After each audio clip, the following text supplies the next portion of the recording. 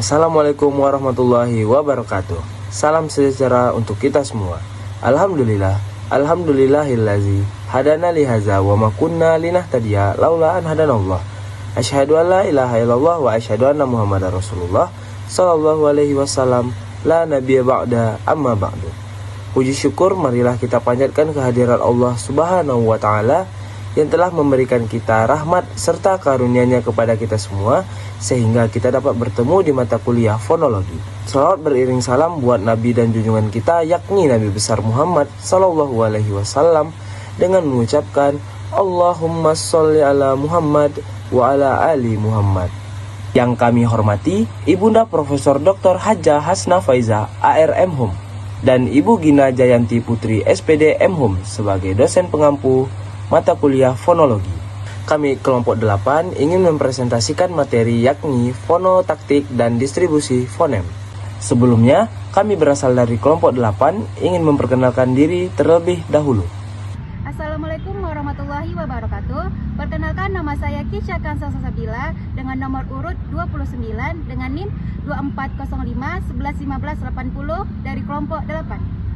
Perkenalkan, nama saya Emrahan Al-Ghifari, nomor urut 32 dengan NIM 2405 13 49 87, berasal dari kelompok 8. Perkenalkan, nama saya Siti Muharufa dengan nomor urut 31 dengan NIM 2405 11 447 dari kelompok 8. Perkenalkan, nama saya Hairunisa dengan nomor urut 30. NIM saya adalah 2405 11 16 10, berasal dari kelompok 8.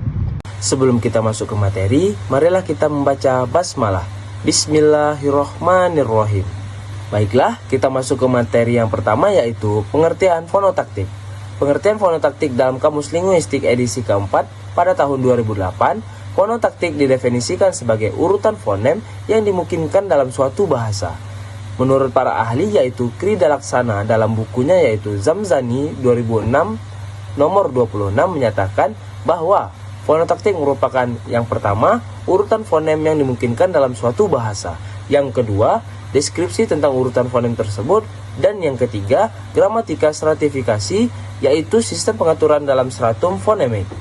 Kaidah yang mengatur penjajaran fonem dalam satu morfem atau kata dinamakan kaidah fonotaktik. Kaidah fonotaktik termasuk bidang kajian fonemik karena mengatur penjajaran fonem-fonem dalam satu morfem atau kata. Kaidah fonotaktik mencakupi garapan distribusi fonem, gabungan fonem struktur suku kata, dan kaidah grafemis. Baiklah, saya akan melanjutkan materi tentang distribusi fonem. Apa sih itu distribusi fonem? Distribusi fonem adalah pembicaraan posisi fonem dalam sebuah kata. Distribusi fonem menyangkut posisi atau penyebaran fonem dalam setiap kata, baik itu di awal kata, di tengah kata, maupun di akhir kata. Contohnya, pada kata defisit.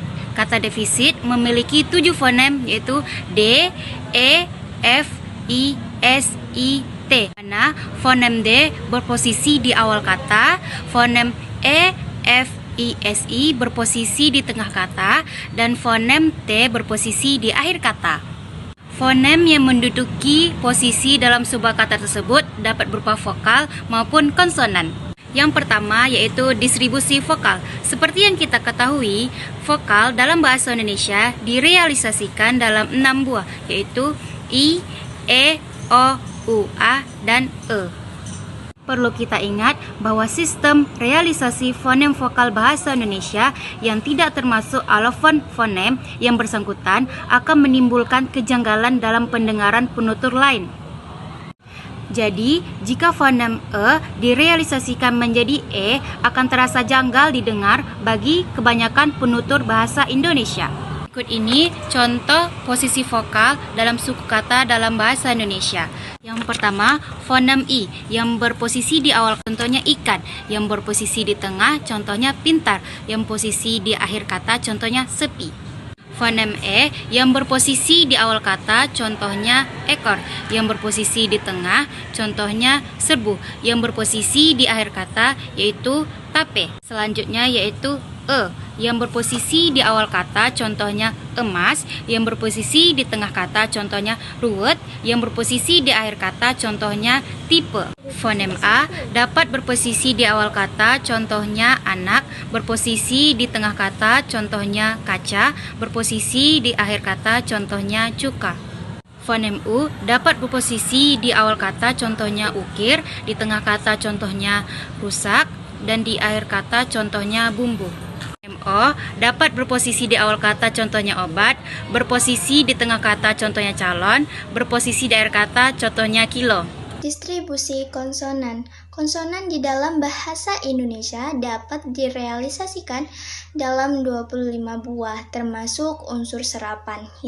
Berikut adalah posisi konsonan di dalam suku kata maupun di kata bahasa Indonesia. Konsonan P di awal kata, yaitu pedang, di tengah kata misalnya sapi, di akhir kata misalnya itu lalap. Dan konsonan B dapat di posisi awal, yaitu buah, di tengah kata yaitu lembut, di akhir kata adalah mujarab. Konsonan T dapat di awal kata yaitu tutup, di tengah kata misalnya itu kitab, di akhir kata misalnya tempat. Konsonan D di awal kata seperti desa, di tengah kata itu adat, di akhir kata yaitu babat. Konsonan C hanya ada di posisi awal kata dan di tengah kata saja. Yang pertama adalah awal kata yaitu cepat, di tengah kata yaitu kecap. Konsonan J hanya berposisi di awal dan di tengah kata saja. Misalnya di awal kata itu jajan, di tengah kata yaitu manjur.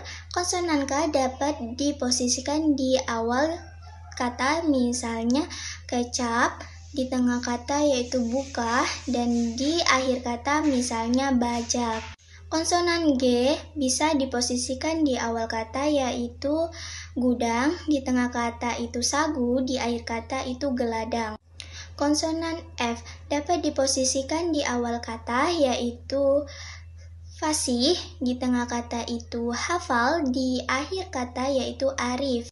Konsonan V diposisikan di awal kata dan di tengah kata itu pun kata-kata yang diisi dari serapan-serapan bahasa asing, yaitu variasi dan larva.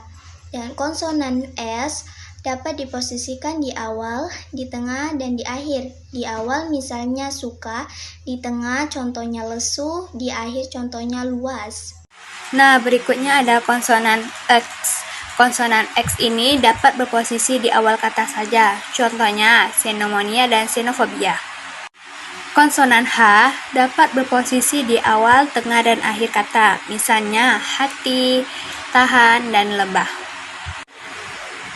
Konsonan M dapat berposisi di awal, tengah, dan akhir kata, contohnya makan, amal, dan legam. Konsonan N dapat berposisi di awal, tengah, dan akhir kata, contohnya nikmat, minum, dan hutan. Konsonan N dapat berposisi di awal dan tengah kata saja, misalnya nyaman dan kenyal. Konsonan eng dapat berposisi di awal, tengah, dan akhir, misalnya ngurus, angkat, dan simpang. Konsonan R dapat berposisi di awal, tengah, dan akhir kata, misalnya dan simpang. Konsonan R dapat berposisi di awal, tengah, dan akhir kata, misalnya rugi, serang, dan memar. Konsonan L dapat berposisi di awal, tengah, dan akhir, misalnya lupa, lalat, dan tinggal. Konsonan W dapat berposisi di awal dan di tengah kata saja, misalnya waktu dan bawa.